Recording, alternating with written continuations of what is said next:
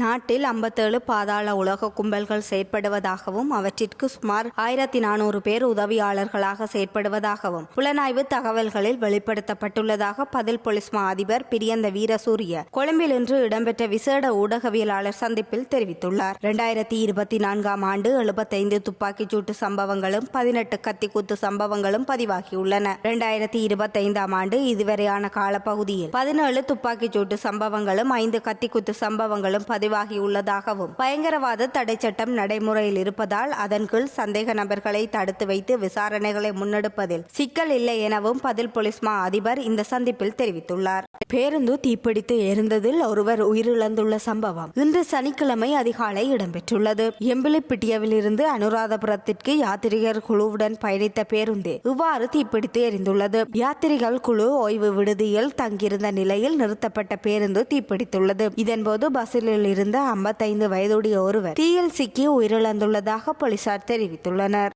வடக்கு மாகாண உள்ளூராட்சி அதிகார சபையின் நியமன துணை விதிகளின் சட்ட ஏற்பாட்டில் சொல்லப்பட்டுள்ள விடயங்களை மீறி செயற்படும் அழகு நிலையங்களின் உரிமம் ரத்து செய்யப்படும் என வடக்கு மாகாண ஆளுநர் நாவண்ணா வேதநாயகன் நேற்று வெள்ளிக்கிழமை நடைபெற்ற கலந்துரையாடலில் தெரிவித்துள்ளார். இந்த விதிகளின்படி பாடசாலை மாணவர்களுக்கான தலைமுடி வெட்டுதல் கூட எவ்வாறு அமைய வேண்டும் என சொல்லப்பட்டுள்ளதால் அதற்கு அமைவாகவே அனைத்து அழகு நிலையங்களும் செயற்பட முடியும் என ஆளுநர் இதன்போது சுட்டிக்காட்டியுள்ளார்.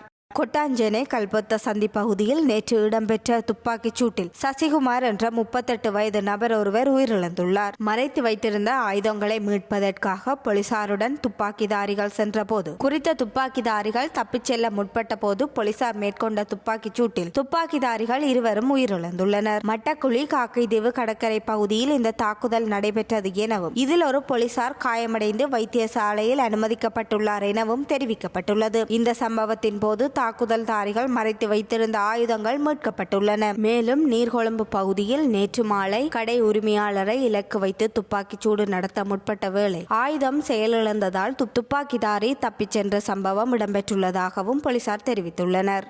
வவுனியா மன்னார் வீதியில் நேற்று இடம்பெற்ற விபத்தில் பெண் ஒருவர் படுகாயமடைந்துள்ளதாக நெலுக்குளம் போலீசார் தெரிவித்துள்ளனர். வெப்பங்குளம் பகுதியில் உள்ள எரிபொருள் நிரப்பு நிலையத்தில் எரிபொருள் நிரப்பிய டிப்பர் வாகனம் ஒன்று வீதியில் ஏற முற்பட்ட போது பிரதான வீதியில் இருந்து ஒழுங்கைக்கு திரும்ப முற்பட்ட மோட்டார் சைக்கிளுடன் மோதி விபத்துக்குள்ளாகியுள்ளது. இந்த விபத்தில் மோட்டார் சைக்கிளில் பயணித்த பெண் படுகாயமடைந்து வவுனியா பொது வைத்தியசாலையில் சிகிச்சைக்காக அனுமதிக்கப்பட்டுள்ளார். ஆசிய குத்துச்சண்டை போட்டிக்கான தெரிவு போட்டியில் வவுனியா மாவட்டத்தை சேர்ந்த 5 தகுதி பெற்றுள்ளனர். 22 வயதுக்குட்பட்ட ஆண்கள் மற்றும் பெண்களுக்கான தகுதிகான் குத்துச்சண்டை போட்டியானது கொழும்பு ரோயல் கல்லூரியில் இடம்பெற்றிருந்தது.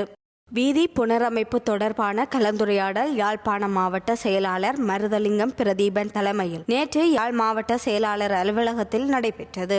வரவு செலவு திட்டத்தில் வடமாகாணத்தின் வீதிகளை புனரமைப்பதற்காக நிதி ஒதுக்கீடு செய்யப்பட்டுள்ளது எனவும் அதற்கமைய யாழ்ப்பாண மாவட்டத்தின் வீதிகளையும் புனரமைப்பதற்கும் நிதி ஒதுக்கீடு செய்துள்ளதாகவும் புனரமைக்க வேண்டிய வீதிகளின் விவரங்களை துல்லியமான முறையில் தயாரித்து உரிய அமைச்சிற்கு வழங்க வேண்டும் எனவும் அவர் தெரிவித்துள்ளார்.